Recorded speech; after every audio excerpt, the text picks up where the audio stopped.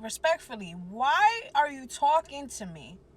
Why the fuck are you talking to me if you're just gonna push me away? That's the dumbest thing you could fucking do. At least to me, because I don't chase people. You not road runner, motherfucker. I literally don't understand why people go a day without speaking to somebody that they're interested in. But days, your number is getting blocked. That's a no call, no fucking show. You lost the position. Let a real man step in. Let a real man step in. Why are you here? When you are genuinely interested in someone, you cannot go one day without talking to them. I don't give a fuck what anybody says. There are busy-ass people in this world.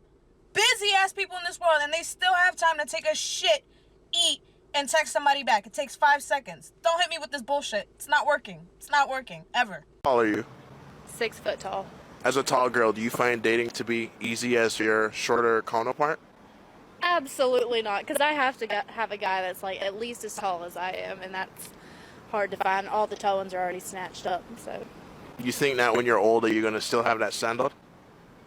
Yeah, that's a personal preference for sure, like, yeah.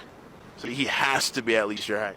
Yes. Okay. Now, why does height play such an important role to you? I mean, sounds weird, but like domination, like I don't want to feel like the man in the relationship. You don't think a man who's shorter than you could dominate you?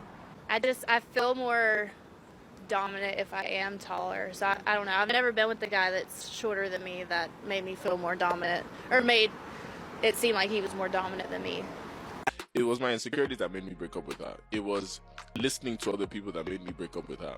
Then eventually I go break, and I remember, and you know, women, when you hit women with a shocker, now you go back.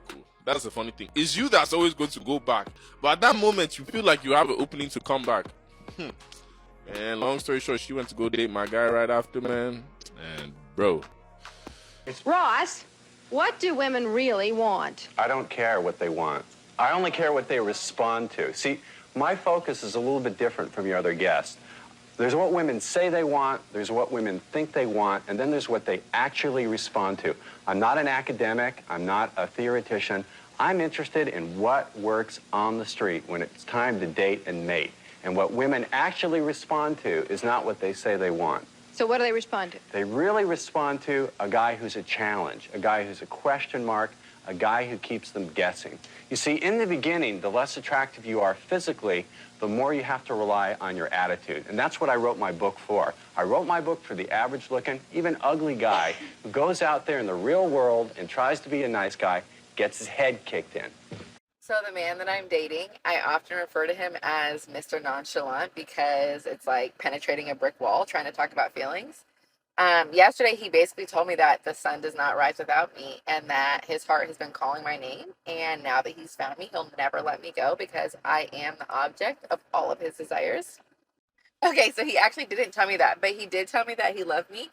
And for a Taurus man, it's basically the same thing. Oriented or not, because the truth is the person's going to stay with you based on your actions. Yeah, Diana, but here, this is the part where accountability comes in place because females hold the key to sex and men hold the key to commitment and marriage. You're not going to get those things that you want in a man if you don't operate in a sense of what that man wants in you. Do. Diana. How would you know? Now. Your own reality tells you that because they're not giving you that commitment. Okay, ladies and gentlemen, it looks like Diana may be leaving. Are you leaving, Diana? Diana, come on. I was literally almost crying about this stupid piece of garbage, and now you're basically telling me that it's Let's my talk own about it. fault. It's all about taking accountability. Let's talk about it. And I think it's interesting, like, whenever I meet somebody, particularly like women, I always kind of get this, like, I don't know, I wouldn't say it's a backhanded compliment, but it is kind of like a passive, like, wow, I just didn't expect, like, I thought you would be so different, or like, wow, you're actually really nice. That's a crazy one, too. Yeah. You're actually, like, saying you're actually anything means you basically thought I was a piece of shit. Yeah, absolutely. I want to start a family with you. What?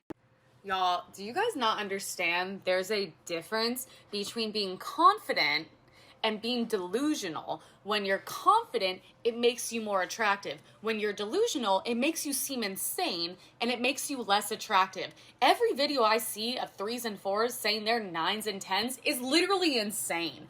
And it's funny because it's like, if you were a 10, your life would be different. You, like, who are you comparing yourself to? When I give myself like a 6.5, that's because I'm smart enough to compare myself to every woman on the planet, including literal supermodels. I was watching a dating show this morning. This girl's like, I'm perfect. There should be a line of 9 million men around my house. Sweetie, if that was true, there would be, because there literally are women on the planet who could have literally probably any man that are solid 10s. There isn't a line because you aren't that. And you're insane. And you need to be humbled. And women aren't helping. They're making it worse.